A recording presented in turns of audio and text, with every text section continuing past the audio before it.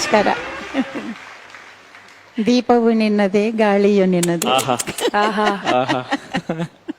ಬಹಳ ವಿಶೇಷ ಕಾರ್ಯಕ್ರಮ ಇದು. ಈ ದೇಶ ಕಂಡಂತ ಮಹಾನ್ ಗಾಯಕಿ ಎಸ್ ಜಾನಕಿ ಅವರು ಎಲ್ಲ ಭಾಷೆಯಲ್ಲೂ ಹಾಡಿ ಬಹಳ ಹೆಸರು ಮಾಡಿರೋಂಥವ್ರು. ನಮ್ಮ ಕನ್ನಡ ಸಂಗೀತಕ್ಕೆ ಒಂದು ವಿಶೇಷ ಜೀವ ತಂದುಕೊಟ್ಟರು. ಜಾನಕಿ ಥರ ಆ ಥರ ಒಂದು ಅಭಿನಯ ವಾಯ್ಸ್ದಲ್ಲಿ ನಾನು ಇದುವರೆಗೂ ಕೇಳಿಲ್ಲ.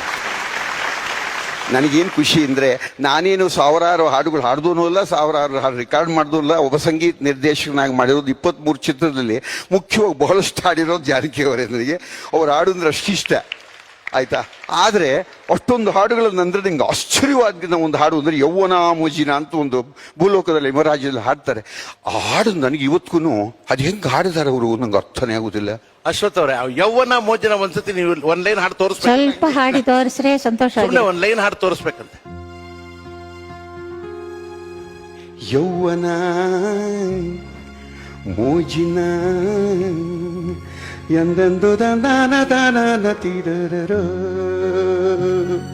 ಕೈಯ ತಾಕಿ ತುನ್ನ ತರಿ ತಾನೆ ತಾನೆ ತರರೋ ತನಿ ತಾನೆ ತರ ತರ ತರ ತರೋ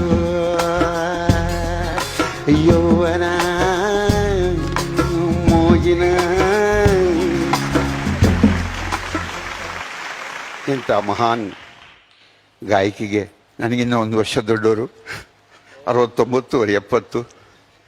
ಸಾಷ್ಟಾಂಗ ನಮಸ್ಕಾರ ಮಾಡ್ತಾ ಇದ್ದೀನಿ. ನಿಮ್ಮ ಆಶೀರ್ವಾದ ಅಮ್ಮಿಗೆ ಬೇಕು. ದೀರ್ಘಾಯುಷ್ಮಾನ್ ಭವ, ಸರ್ವೇಶ್ವರ ಪ್ರಾಪ್ತಿರಸ್ತು. ಚೆನ್ನಾಗಿರ್ಬೇಕು. ಹಾಡ್ಬಿಟ್ಟು ಏನೂ ಗೊತ್ತಿಲ್ಲ ಅಂತ ಬದುಕಲ್ತಿರೋ ನಮಗೆ ನಿಮ್ಮ ಆಶೀರ್ವಾದ ಇರಬೇಕು.